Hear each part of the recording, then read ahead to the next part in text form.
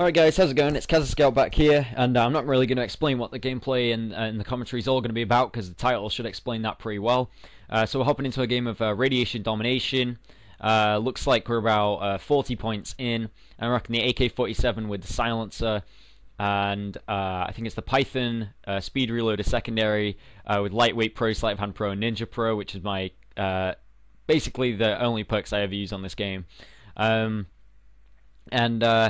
So I'm hopping straight in. I pick up a double kill straight away back there as I jump down the the A chute, sorry, onto a Radiation B flag. And I get pretty lucky up here, get a knife, come around the corner. Some guy basically gets the drop on me, and I still managed to beat him in that gunfight.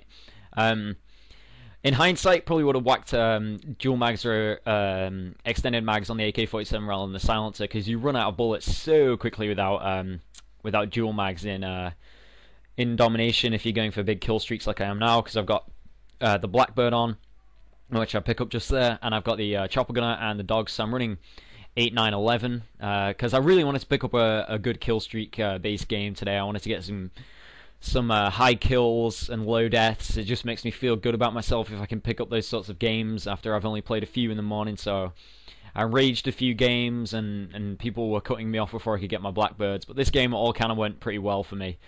So as the title says, as you can probably read pretty well from where you're sat right now, this game's going to be about kill-death ratio and how it actually isn't really that important in terms of playing the game effectively. Because hopefully this will go up on LGU, but I'm not sure. I was considering this as I kind of finished the game. I was really happy with the kill-death ratio that I picked up. I think I finished off with a 53 and 5, which is pretty damn good with the AK-47 silence. It's not a power weapon, it's just a straight-up beast gun with the silencer. People don't know where you are. And problem is, I'm not sure if it's going to go up on Legit Gaming Union, because I know they like people to win their games. And I actually didn't win this. The Chopper Gunner and the Dogs are usually enough to allow the rest of the players on your team to push forward and pick up the B flag and either the C or the A flag, and it's pretty easy to hold down 2 spots and just win a game of Domination comfortably if you've got someone picking up good streaks. Well, in this game, I was playing Lone Ranger, and one of the most important things that this game just taught me straight up, I already knew it anyway, but if I didn't already, this game would have taught me it for sure. If you're playing Lone Ranger and you're picking up big kill streaks and you're not really going for the flag, you cannot expect the rest of your team to go and pick up the flags. Because I'm sorry to say, a lot of the players in this game of Domination did not have good situational awareness. They didn't know when to push for a flag and when not to.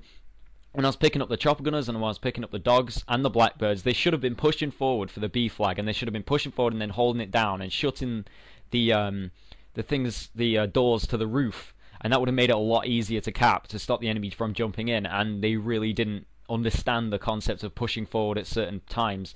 And maybe that's a little bit too much to expect from casual pub players on Domination 6v6, but in my opinion, that's one of the most basic things. If you want to be hopping into a game of Domination, you need to know when you want to push for that B flag and when you want to push for a triple cap, and these guys really didn't.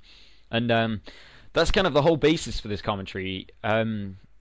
People really need to kind of understand that just having a high kill-death ratio certainly does not mean that you're going to win that game. So, like I've said in this game, we didn't pick up the win, even though we got some triple caps here, and then we got triple cap back. It was kind of a two-way game. They were pushing forward, and then we were pushing forward. And I think the difference is they were pushing forward in numbers. When we killed them, we killed quite a lot of them, which detrimentally meant that they all respawned at the same time and could push forward for the B flag altogether. And we really didn't have that on our team. We didn't have enough good players to push forward and take that B flag and then actually hold it down for a good period of time. And I don't want to sound too arrogant here, but I think maybe if I'd been pushing for the B flag a bit more, our team would have found it a lot easier to just hold down that flag. Because I don't think there was any doubt that I was the best player in the team here. Picking up a 53 and 5 is not the easiest thing ever when you've got a lot of ghost campers, you've got a lot of guys running the FAMAS. So that's kind of the ideal that I wanted to instill in people watching this commentary. That I myself do have considerable concern for my own kill-death ratio, and I know a lot of other people do. The introduction of more let's say complicated stats in the combat record on Black Ops in comparison to Modern Warfare 2 and Call of Duty 4 meant that more people were acutely aware of their accuracy stats with individual guns, their kill-death ratios with individual guns, and people try and better themselves, and that usually results in a lot of people camping for kill streaks and just camping for basic weapon kills, and it's great if you've got a 2 KD, if you've got even a 3 KD, that's brilliant. But what I'm going to be looking at a bit more is your win-loss ratio. I've seen a lot of people on their combat records. What I tend to do is, before a game, I just check what people have got on their combat records and see what kind of players I'm up against if they're on the opposite team. And I see a lot of people with 2.1 KDs up to a 2.9 KD possibly, but their win ratio is below 0.7. It's on like a 0.5, a 0.4. Now, I mean, that might be because of rage quitting a lot of games, and you do get that that extra loss if you quit a game before it finishes, but I don't think many people rage quit that often. I just think a lot of people are fairly adept at getting kills, but they're not adept at pushing for flags, and they're not adept at playing as a team and trying to win a game effectively. And I think that's actually the more important skill when you're playing Call of Duty as a team game.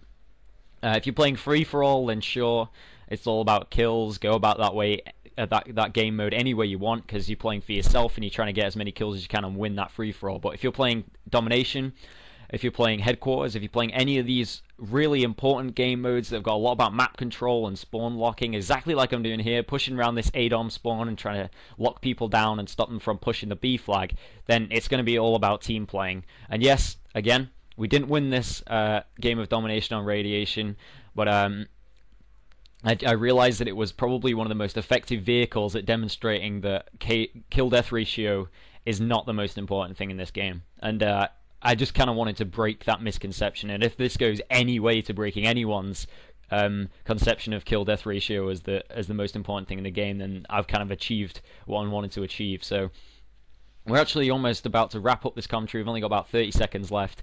That chopper gunner really did fail. I don't think I even got a single kill with it. And I realized that the 8-9-11 kill streak is effective, but in reality, the spy plane is probably going to get you more kills than a chopper gunner is, now that people are so aware of the chopper gunner and are going to be running Strela 3 rockets. That's another tiny little bit of advice there. I would just run the spy plane and run 3-8-11. But anyway, thanks for tuning into this commentary. I hope you enjoyed it, and hopefully this will go up on LGU. If it has, thanks for all you guys for watching it on LGU as well. I'll see you guys later.